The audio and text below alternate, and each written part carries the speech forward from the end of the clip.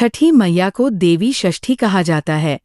हिंदू मान्यता के अनुसार वे भगवान सूर्यदेव की बहन हैं और बच्चों की दीर्घायु, स्वास्थ्य और सुरक्षा की अधिष्ठात्री देवी मानी जाती है। इनका नाम षष्ठी इसलिए पड़ा क्योंकि उनकी पूजा शिशु जन्म के छठे दिन की जाती है। पौराणिक कथा के अनुसार जब ब्रह्मा जी ने सृष्टि की रचना की, तब उन्होंने संतानों की रक्षा और उनकी वृद्धि के लिए देवी षष्ठी को सृजित किया। तब से माता षष्ठी को हर नवजात की रक्षक देवी के रूप में पूजा जाने लगा। लोक श्रद्धा में ऐसा माना जाता है कि जो भी माता पिता अपनी संतान की रक्षा और लंबी उम्र के लिए उनकी पूजा करते हैं, माता षष्ठी अपनी कृपा अवश्य प्रदान करती है। दोस्तों, टेलविल चैनल में आपका हार्दिक स्वागत और अभिनंदन है। आइए अब हम चलते हैं छठ पूजा की कथा की ओर और सुनते हैं लोक आस्था और श्रद्धा का पावन महापर्व छठ पूजा की अद्भुत और रोचक कथा। बहुत समय पहले की बात है। राजा प्रियव्रत अपने राज्य में रहते थे। वे धर्मात्मा और दयालु राजा थे, लेकिन उनके जीवन में एक दुख हमेशा था। उनके कोई संतान नहीं थी। उनकी पत्नी रानी मालिनी भी इसी कारण बहुत दुखी रहती थी। राजा और रानी ने संतान प्राप्ति के लिए अनेक उपाय और यज्ञ किए, परंतु हर बार उन्हें निराशा ही हाथ लगी। उनका मन चिंतित और उदास रहने लगा। एक दिन संतान प्राप्ति की तीव्र इच्छा लेकर राजा और रानी ने महर्षि कश्यप के पास जाकर उनसे आशीर्वाद मांगा। उन्होंने पूछा कि ऐसा कौन सा उपाय है जिससे उनकी संतान प्राप्ति निश्चित हो सके। महर्षि कश्यप ने उनकी भक्ति और श्रद्धा देखी और कहा, हे प्रियव्रत, तुम्हारी इच्छा पूरी होगी। इसके लिए तुम्हें विशेष पुत्रेष्टि यज्ञ करना होगा।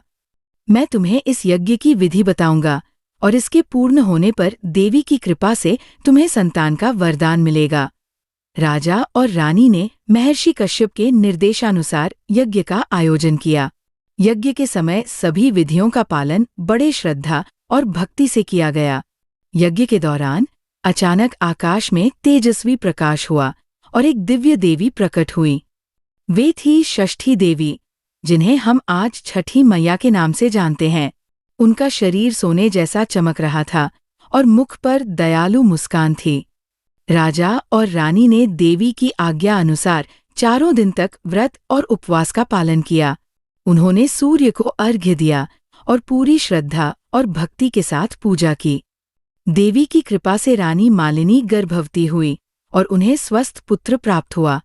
तब से ये परंपरा चली कि लोग सूर्य देव और षष्ठी देवी की पूजा करें। यही व्रत आज छठ पूजा के रूप में जाना जाता है। छठ पूजा में व्रती, विशेषकर महिलाएं, निर्जल उपवास रखती है।